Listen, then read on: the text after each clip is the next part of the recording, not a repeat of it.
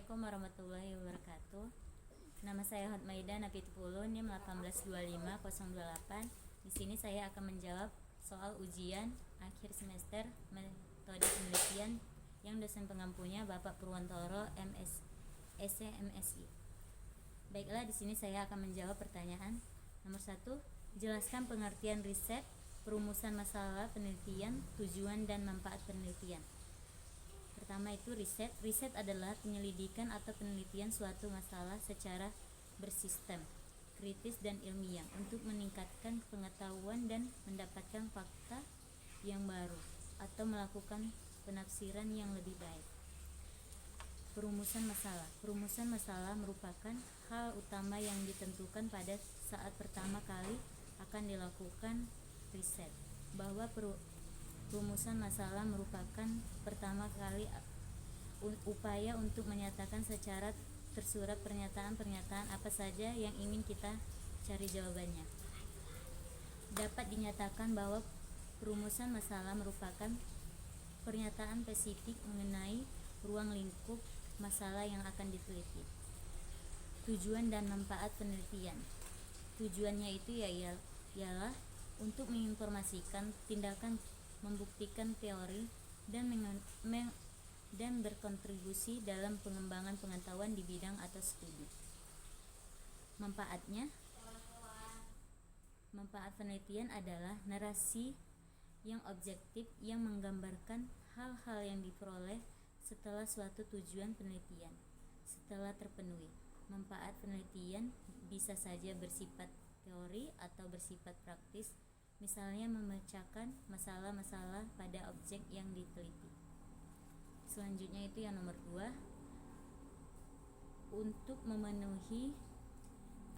memulai suatu penelitian, seseorang peneliti haruslah dapat menetapkan masalah penelitian yang tepat dan benar. Karena suatu penelitian harus menentukan objek masalahnya. Karena kalau tidak ada identifikasi masalahnya, penelitian tidak akan tuntas. Yang ketiga, jelaskan apa yang disebut masalah. Yang disebut masalah itu adalah problem hidup atau suatu konflik yang merupakan hal utama yang ditentukan suatu keadaan yang bersumber dari hubungan antara dua faktor atau lebih yang menghasilkan situasi yang membingungkan. Selanjutnya nomor 4. Sebutkan dan jelaskan paling sedikit 3 sumber masalah penelitian. Kemudian uraikan contoh suatu masalah penelitian bidang manajemen di sekitar Anda. Yang pertama itu baca terutama hasil penelitian.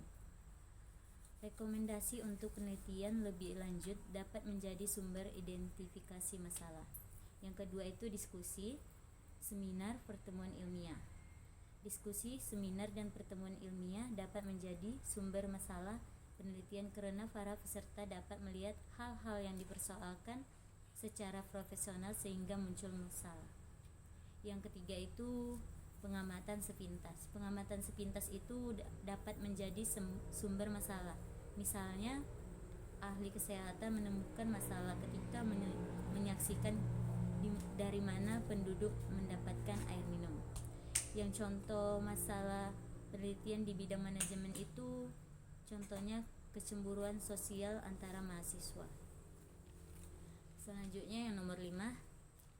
Jelaskan kriteria yang mensyaratkan suatu masalah penelitian akan layak diteliti. Yang satu itu masih baru.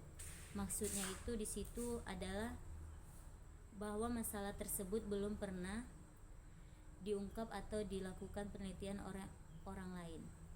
Yang kedua itu aktual. Aktual adalah masalah tersebut benar-benar terjadi atau berlangsung di dalam masyarakat. Yang ketiga praktis. Dimaksud praktis itu masalah penelitian juga harus mempunyai nilai yang praktis, harus dapat menunjang praktis atau yang dapat dilaksanakan. Yang keempat itu memadai. Memadai di sini Masalah yang diangkat harus dibatasi ruang lingkupnya, tidak terlalu luas dan tidak terlalu sempit, disesuaikan dengan sumber daya. Yang kelima itu sesuai dengan kemampuan penelitian. Agar penelitian bermanfaat dan tidak terkendala, Anda harus memiliki kemampuan penelitian di bidang yang hendak diteliti. Yang keenam itu sesuai dengan kebijaksanaan pemerintah. Baiklah, nomor 6. Apakah setiap penelitian harus memiliki hipotesis? Jelaskan alasan jawaban Anda. Tidak harus. Karena walaupun hipotesis penting sebagai arah dan pedoman kerja dalam penelitian, tidak semua penelitian mutlak harus memiliki hipotesis.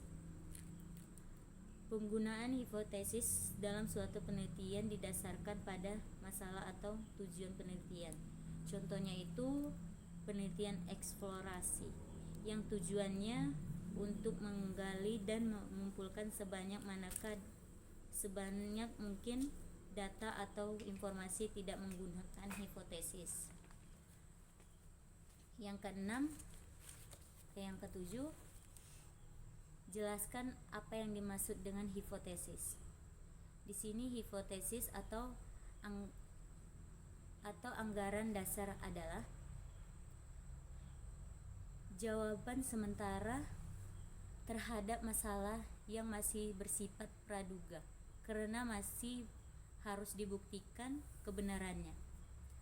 Dengan jawaban tersebut merupakan kebenaran yang sifatnya sementara yang akan diuji kebenarannya dengan data yang dikumpulkan melalui penelitian. Yang kedelapan sebutkan sumber-sumber untuk membuat hipotesis. Yang pertama itu kebudayaan, di mana ilmu atau teori yang relevan dibentuk.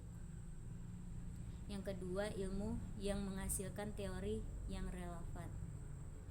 Yang ketiga itu analogi. Yang keempat, reaksi individu terhadap sesuatu dan pengalaman. Selanjutnya nomor 9. Dalam penelitian mengharuskan untuk melakukan pengolahan data itu. Jelaskan. Menurut saya, melakukan pengolahan data sangatlah penting. Karena salah satu komponen yang penting dalam penelitian adalah proses penelitian dalam mengumpulkan data. Kesalahan yang dilakukan dalam proses pengumpulan data akan membuat proses analisis menjadi sulit. Selain itu, hasil dan kesimpulan yang akan didapatkan akan menjadi hancur apabila pengumpulan data dilakukan tidak dengan benar.